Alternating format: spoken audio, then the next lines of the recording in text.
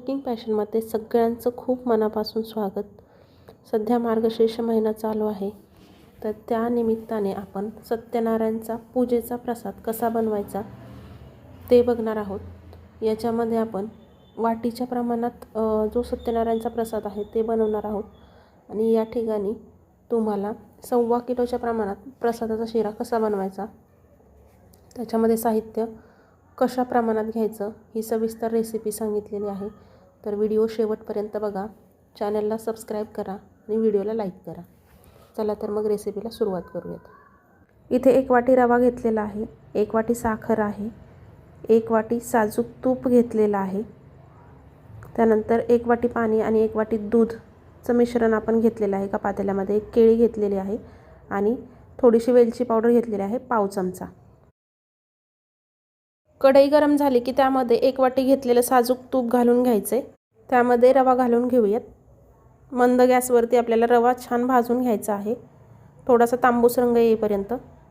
एका गॅसवरती आपल्याला दूध आणि पाण्याचं मिश्रण जे आहे ते उकळत ठेवायचं आहे. ते उकळलेलं पाणीच आपल्याला रव्यामध्ये मिक्स करायचं आहे.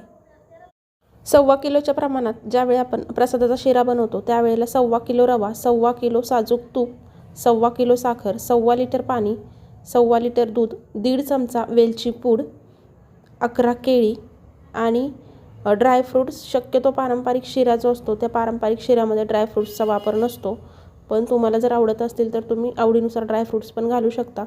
आणि तुळशीची 10 ते 12 पाने त्यामध्ये घालायचे आहेत आपल्याला, शिरा एकदम छान व्यवस्थित मऊ शिजल्यानंतर. सगळं साहित्य डिस्क्रिप्शन बॉक्समध्ये दिलेलं आहे, तिथे जाऊन तुम्ही व्यवस्थित चेक करू शकता. या पद्धतीनं जर प्रसादाचा शिरा बनवला तर तुमचा शिरा कधीच बिघडणार नाही, अगदी व्यवस्थित मऊसूत होईल.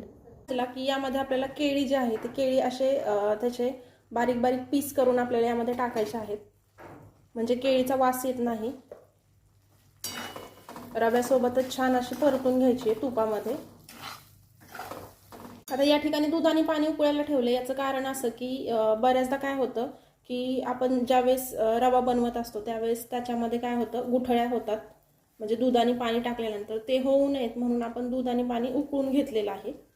शिरा बनवण्यासाठी आपल्याला भांडं जे आहे ते जाड बुडाचं घ्यायचं आहे. पातळ बुडाचं जर घेतलं तर आपण ज्यावेळेस रवा भाजतो त्यावेळेस तो करपण्याची शक्यता असते, त्यामुळे जाड बुडाचं शक्यतो बघून घ्यायचं भांडं. या ठिकाणी बघू शकता तुम्ही, आपला रवा जो आहे तो भाजलेला आहे आणि आपलं हे मिश्रण जे आहे दूध आणि पाण्याचं हे पण उकळलेलं आहे. आता थोडं थोडं करून यामध्ये घालायचं आहे, तुम्ही एकदम घालू नका, कारण जास्त जर तुमचा रवा असेल तर ते वरती येण्याची शक्यता असते, त्यामुळे थोडं थोडं करून घालायचे.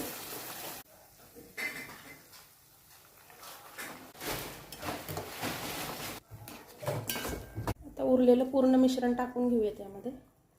रवा भाजायला एकूण मला 6 ते 7 मिनिटं लागलेली आहेत, लो टू मीडियम गॅसवरती. या ठिकाणी रव्याचं प्रमाण थोडं होतं त्याच्यामुळे मला कमी वेळ लागला. तुम्ही जर प्रसादाचा शिरा 1.25 किलोच्या प्रमाणात बनवत असाल तर त्या ठिकाणी तुम्हाला 15 ते 20 मिनिटं लो गॅसवरती लागतात रवा भाजण्यासाठी. आता साखर घालायची, मिक्स करून घ्यायचे. आता हे व्यवस्थित मिक्स करून घेतलं, साखर मेल्ट झाली की हे झाकून ठेवायचे 2 मिनिटासाठी लो गॅसवरती.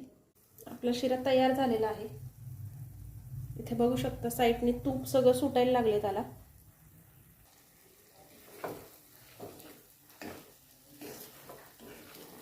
इथे बघू शकता तुम्ही, अगदी मऊसूत शिरा झालेला आहे. गॅस बंद करून यामध्ये वेलची पूड टाकायची आहे, मिक्स करायचं. तयार झाला मोकळा मऊसूत प्रसादाचा शिरा. रेसिपी कशी वाटली तुम्हाला कमेंट करून सांगा. व्हिडिओला लाईक करा आणि चॅनलला सबस्क्राईब करा. थँक्यू.